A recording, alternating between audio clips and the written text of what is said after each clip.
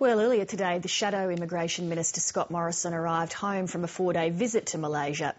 He says it was to assess conditions for asylum seekers firsthand, but the government has labelled his trip a destructive stunt.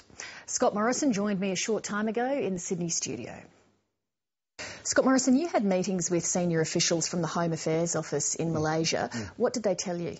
They answered questions that the government here has refused to answer for over the last 8 weeks. They made it very clear that there would be no preferential treatment for those sent to Malaysia. Now, that means, and we went through this, they won't be allowed to go to public schools, they won't have access to public hospitals unless they pay, they won't have work rights, which leaves them very exposed in that community, as well not only just to employers who take advantage of them, but if you're arrested for illegal work, then you're off to prison or a detention centre. Did the Malaysian officials tell you from their perspective what's the hold-up with the deal? There are still a few sticking points. One is what will be done with those who aren't refugees and who will return them and how will that happen, or can they stay in Malaysia? The other is where those who are sent from Australia will actually be accommodated when they first go there. They confirmed that it wouldn't be the 7-year detention centre where there were rumours it would have been that centre, and so they still haven't worked out that detail. So they've said early July, they told us, that they hope to have an agreement finalised. So they still think from their end there will be a deal? They do, and that's the basis they're proceeding on. So then are you satisfied from what you've seen there that the human rights of asylum seekers Australia sends to Malaysia would be protected? No, and I'm not for 2 reasons. One is, if there is no preferential treatment, then I know what the current arrangements are, and that's not acceptable. But secondly, even with the best will in the world, even with all the sign-offs that people may want to give, the practical difficulties of ensuring that people aren't harassed on a daily basis, the practical difficulties of someone who has to work to survive. I mean, they confirmed to us in the meeting that they'd have to find their own accommodation when they got out of that initial place for processing. Now, they've got to pay for that.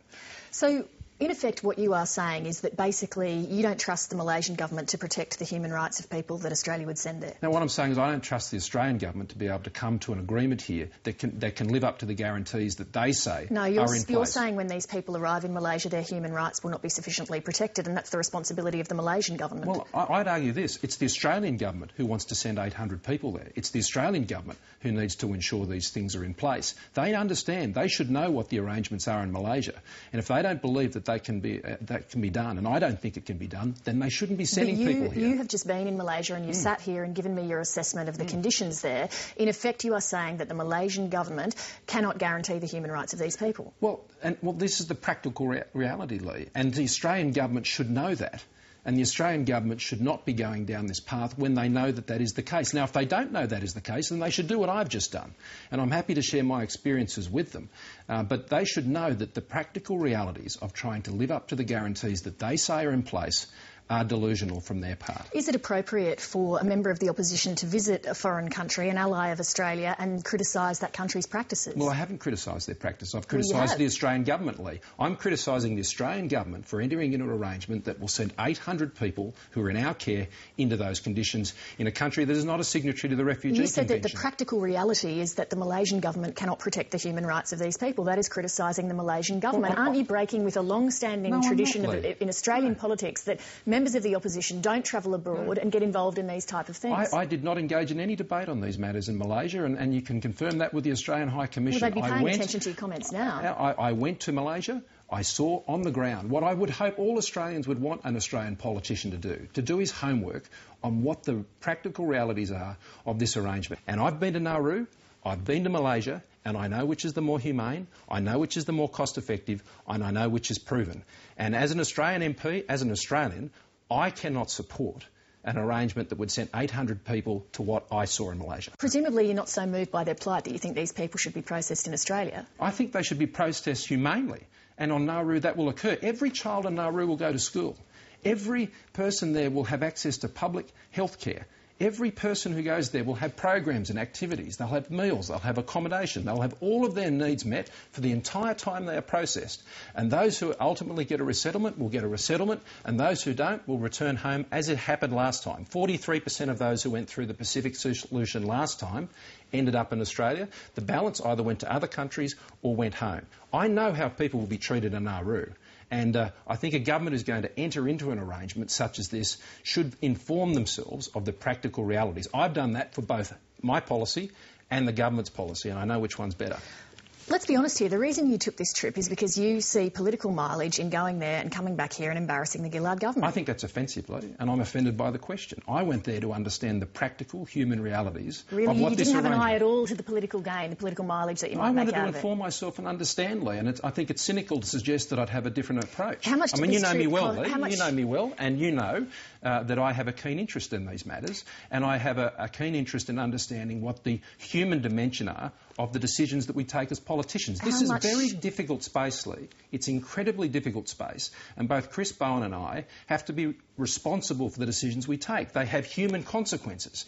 Now, I inform myself of those consequences. I go and see what they mean on the ground. Now, I've done that. Others will criticise me for it. The government will, because the government will say you shouldn't have gone because we want to live in the delusion that this arrangement won't have these personal impacts. Well, it does, and the government needs to own up to it and be honest about it. How much did your trip cost taxpayers? Well, it was done under Tony Abbott's entitlement, which is available to him, and that's what the entitlement is for, Lee. How much was it? I'd be curious to know. Well, the final tallies will be there, I'm sure, once the bills come in. And I don't have an issue with that, Lee. I mean, I think it's important. I mean, Australian MPs travel all the time. Kevin Rudd's always on a plane. I don't have a problem with MPs informing themselves of important policy issues. This is a significant agreement, and no one has been out there in the Australian Parliament other than the opposition trying to highlight the humanitarian consequences of this decision. Now, Australians should know, and as I speak to Australians about this, the more they know about it, the more they understand the consequences, the more they don't like it. Now, for 10 years, the Labor Party demonised John Howard. They said our policies were too harsh. Now we have a Prime Minister who says that they were too soft. She wants to be more harsh. She wants to punish people. That's her policy. And I say to those on the Labor backbench that challenged the Howard government for years to stand up, because at the moment they're glued to their seats. And if they don't stand up on this issue, well, frankly, I think they've betrayed their own principles. A question on another matter. There's been a messy brawl over the Liberal Party presidency. There's been some bad people management there by Tony Abbott, hasn't there? No, I don't think so. Look, I was in Kuala Lumpur on the weekend, Lee, as you know, so I wasn't here for those events. I mean, you must have caught up with them, though. Oh, not really. We have a robust party, and we have an open party process, and I think the real challenges and things going on in this area in the Labor Party. I mean, they're the party of the long knives and the Sussex Street death squads. Let's stick with your party for now. When a long-time senior Liberal like Peter Reith is publicly humiliated, surely that does raise some questions about Tony Abbott's judgment and people skills. There was a ballot, and there were two good candidates, and one won. That's what happens in democratic political parties. I have no troubles the way Tony handled this matter. I mean, this was a party organisational matter. As you know, I'm a former director of the party here in New South Wales, and there is a division in responsibilities between the party organisation and the parliamentary party. This was an organisational ballot. The rank and file have had their say through that process, and the party moves forward. Scott Morrison, thank you very much. Thanks a lot, Lee.